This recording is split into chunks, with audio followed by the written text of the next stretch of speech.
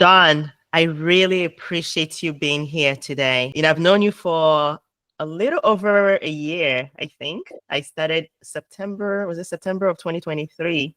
It's more than a year now, actually, a year and some. I think that's right. I think we met at a networking event, oddly enough, since that's the place that we always seem to see each other, with a few exceptions. And just right away, I knew that you were somebody that I wanted to get to know. I felt the same way. The minute I met you, I had already been exploring lots of BNI groups, and I met you at a chamber event. And when I met you, I felt truly at ease with you.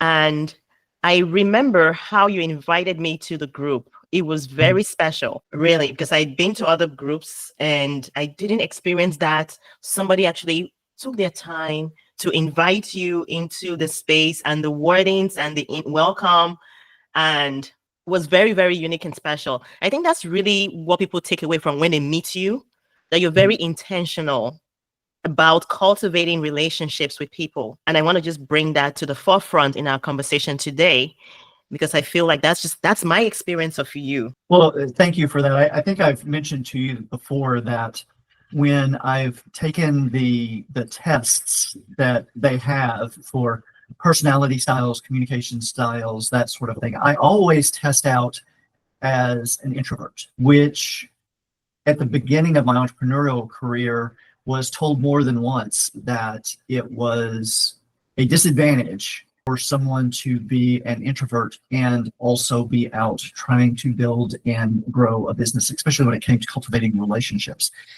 And I think over the years, I had to spend some time processing that, and through some reading and some learning, and frankly, just watching other people and how they network, I learned that it doesn't have to be a disadvantage, but it does mean that you have to alter your style to something that is more natural for who you really are.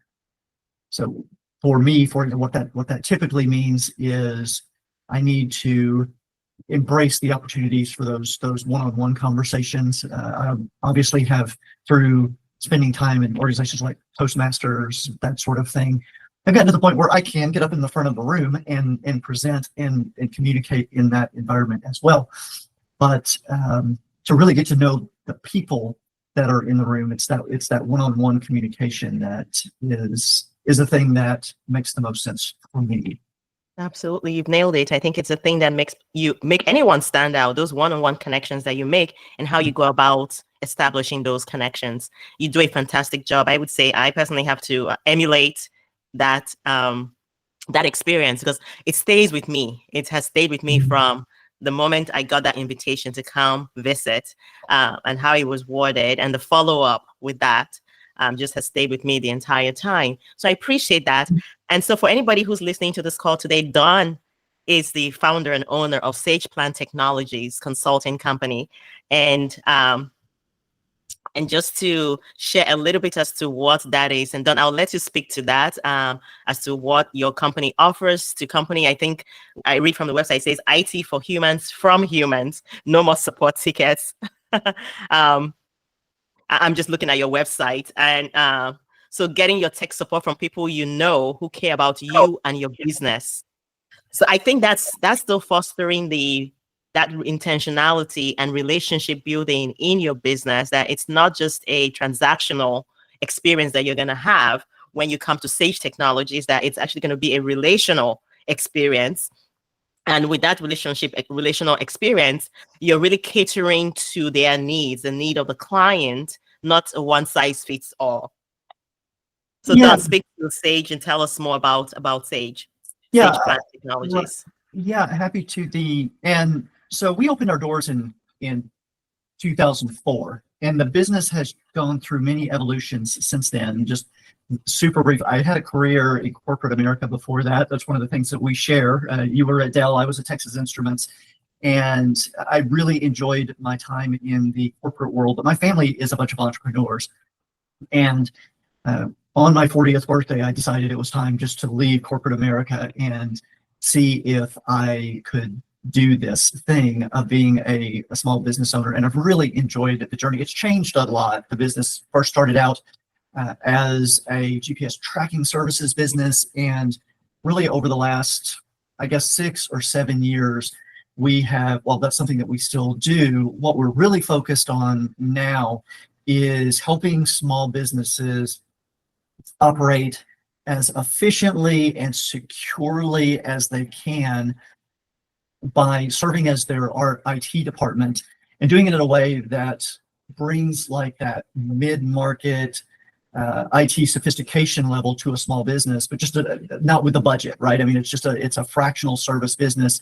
So we're typically able to do what we do at less than the cost of a part-time person coming in. And really what we almost are always doing is just taking that burden off of someone else. Quite often it's the owner who started the business and they wore all the hats like we all do when we start our business.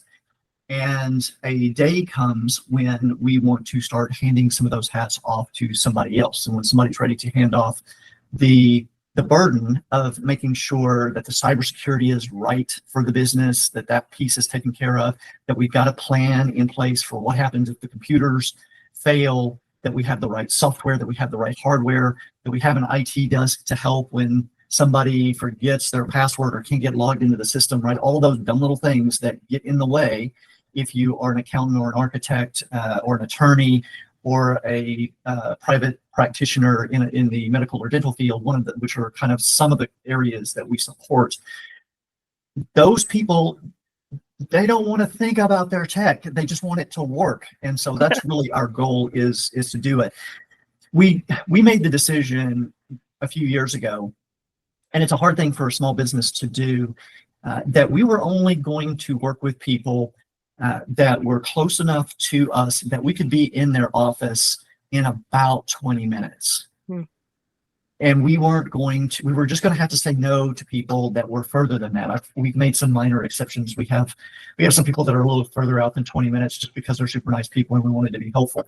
But the goal of that decision is to be able to be in their office if things go wrong and not just be some remote business out in the cyberspace, trying to do some job.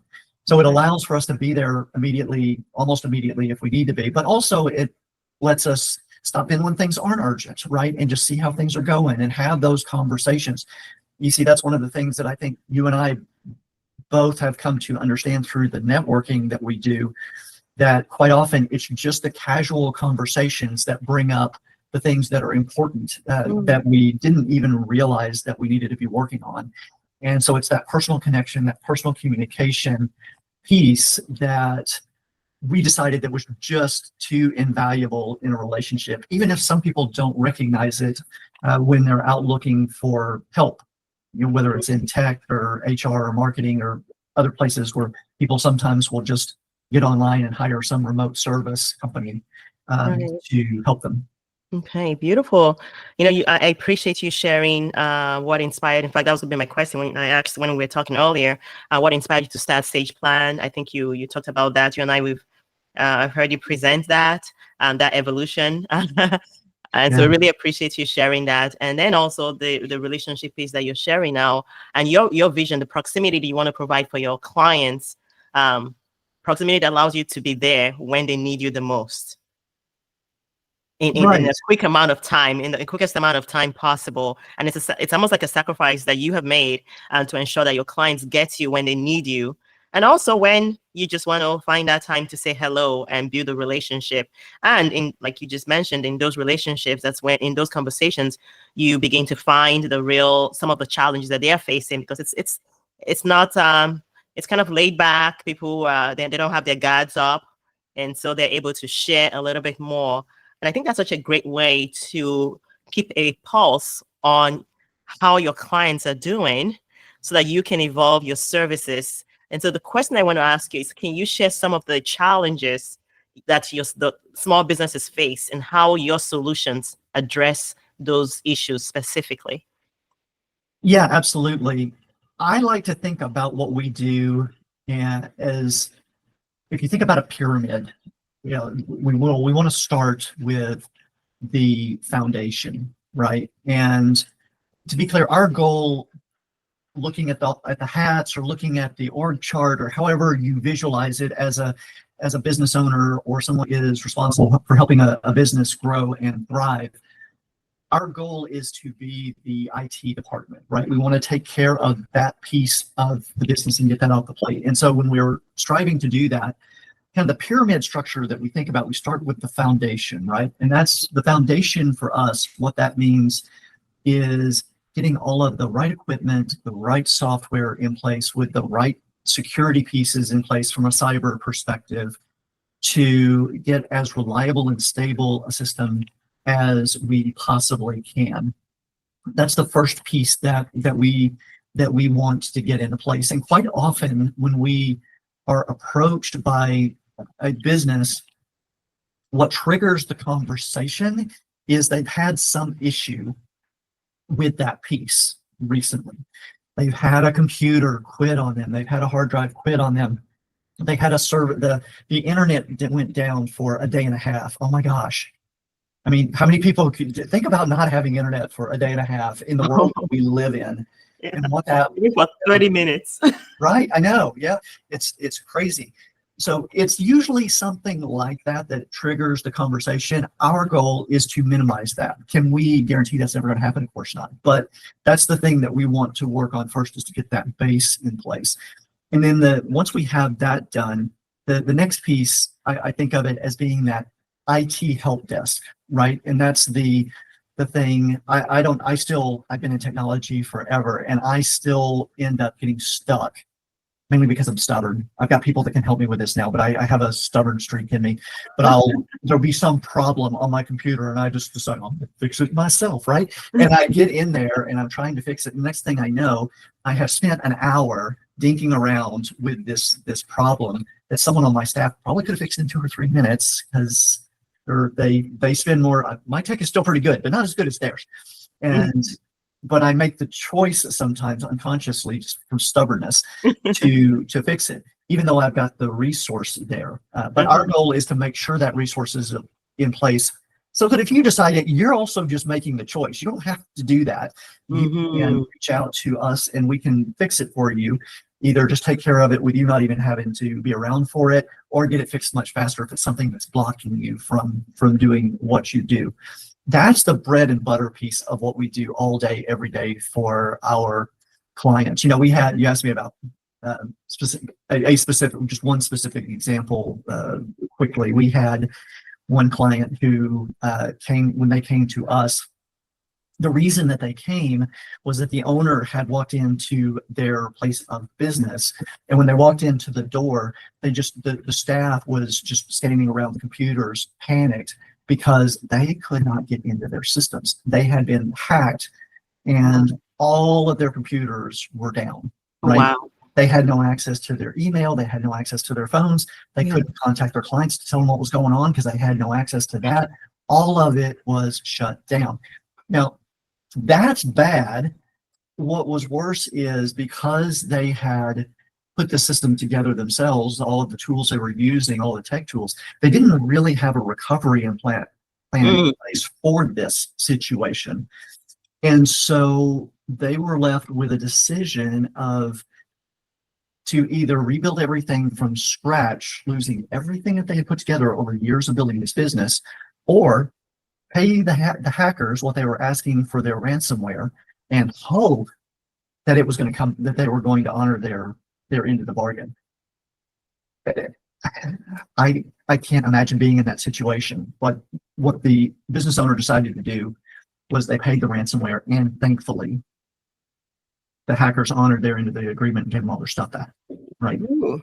And then they came to us and we put systems in place to make it harder for the hackers to get in the first place. And then even if they do, which, look, no IT company or IT person can guarantee you that won't happen. There's too many ways around for the hackers to get in.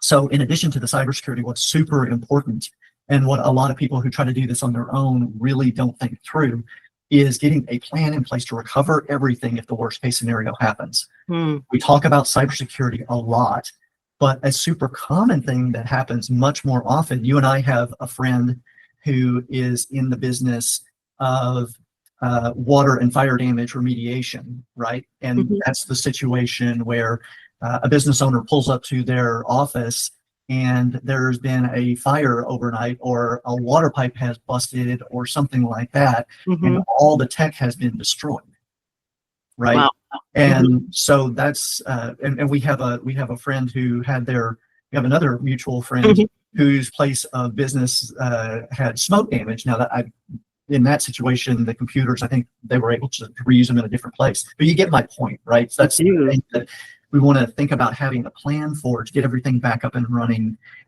quickly. Some people, and it's usually a mix of having some sort of cloud solution, some sort of physical backup, some sort of recovery plan in place, setting up tools and systems to be able to work from wherever. There's a mix of things that we put into place, but it really depends on what the business owner needs. Some people really need a physical office, some people don't. Mhm. And that's part of what we want to do, is just meet people where they're at. Beautiful. I love the pyramid approach that you described. How the foundation is just the infrastructure, I mean, the hardware, the tools, the software, all those things that they need, basic things to just run, right? Yeah. And then you go on to the next level, which is the help desk support, making sure that things are running as smoothly as possible without hiccups. And I'm just paraphrasing everything you said, trying to make it, as I Yeah. understand it. And then you look at the cybersecurity piece, making sure they have a backup recovery plan, and that plan it meets the need of the business, whether it's a remote or cloud, physical location, right? And you talked about the different the challenges that business owners would face, either whether the computer is shut down or they have it's an attack, a ransomware, malware that people could face, or and so those are good things to be aware of. That don't wait till you have those issues before you reach out to Don and place. And like you mentioned, business owners don't usually reach out until they have a problem. When Right. something goes wrong is when they reach out. And I'm just telling you now, I'm telling business owners, if you're listening to this, don't wait. Don't wait till you have a problem. Once you set up your entity, call SagePlan Technologies and tell them to implement your IT system, so that you don't have to think about or get the headache, or have a headache over going not being operational, right, for a long amount of time, and maybe losing a lot of business. I'm sure tons of people have lost businesses just by not having the right IT infrastructure in place. And so that's where Don comes in. So what are the top 3 IT solutions you recommend for small businesses just starting out, and why? Yeah. So I'm happy to tell people what we do, especially in that foundational piece.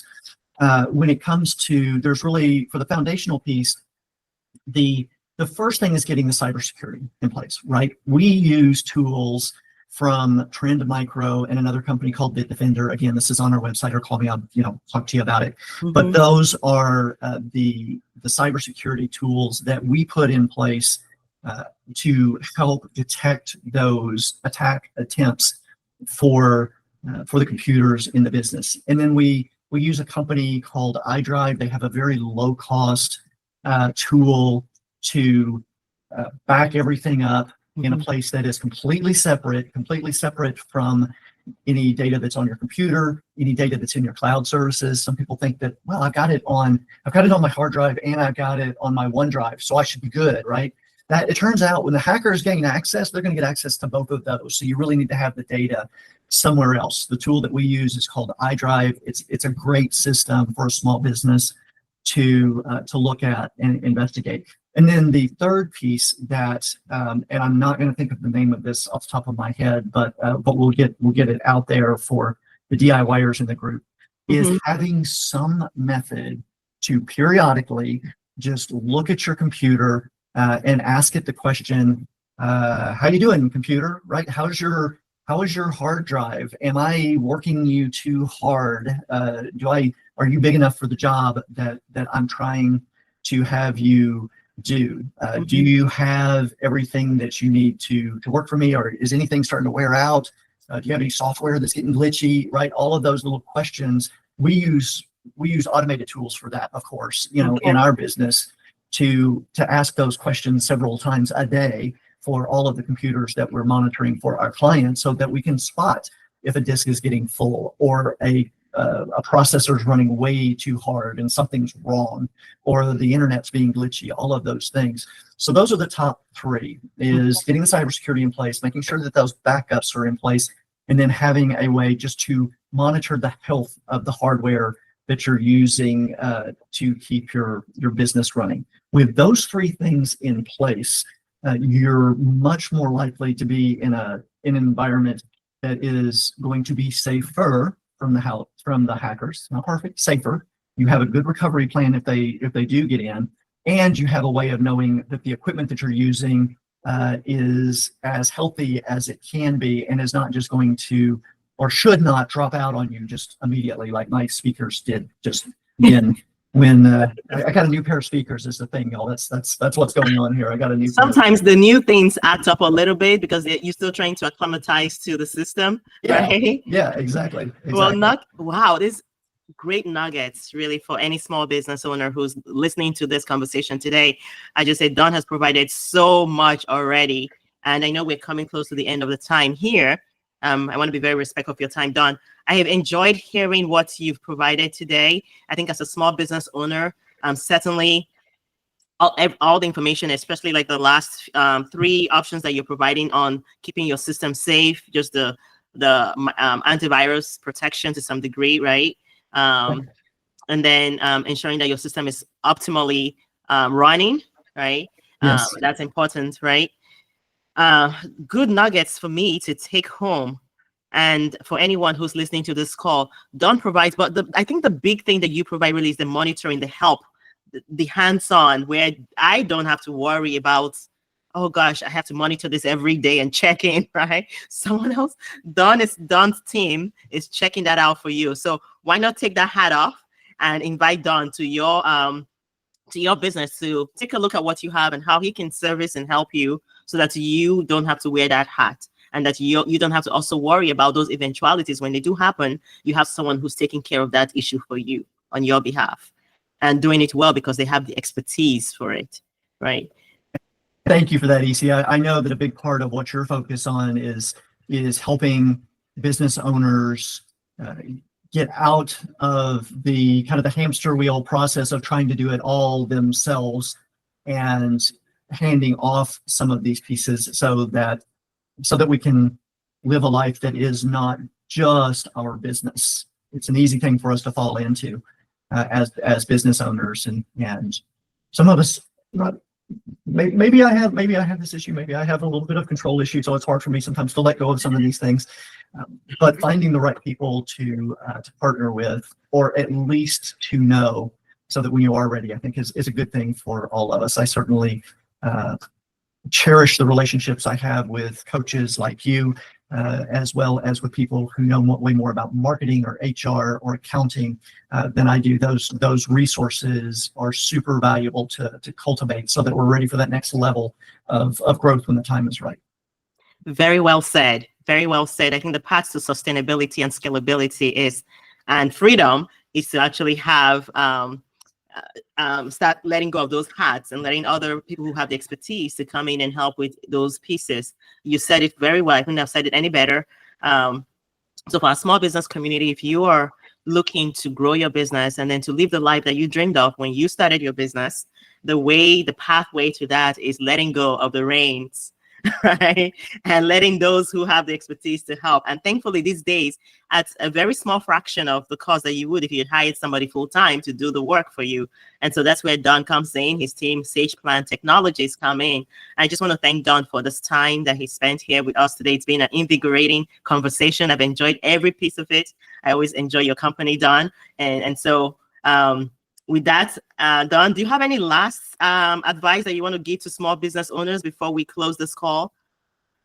I think and I may be repeating myself, and if I am, it's because I just think it's such an important point of the value of community, and having that group. I think of them as I'm too small of a business myself personally to afford to pay a board of directors, right? To have this fantastic board. So what I rely on are people that I consider trusted colleagues, friends, advisors in my community, that I know I can sit down and I can talk to EC about a business problem that a coach knows something about, and get some really good insight. And I have the same for those other hats that we wear. So the value of community, and especially for somebody like me as an introvert, one of the things that I had to do was just learn the lesson of not trying to run the business just from behind my desk and my office. Getting out, building those relationships, it's an investment that is worth it, especially if you're serious about scaling your business someday. Well, you heard Don. I think he really hit it spot on. I always go with that proverb: if you want to go fast, go alone. If you want to go far, go together. That's great. Yes, it takes a village really to run a successful business. And that's really the key message here. And Don is part of that community here, and really appreciate the time. Thank you so very much. We appreciate Thank you for everything you do, EC. It's been my pleasure. Okay.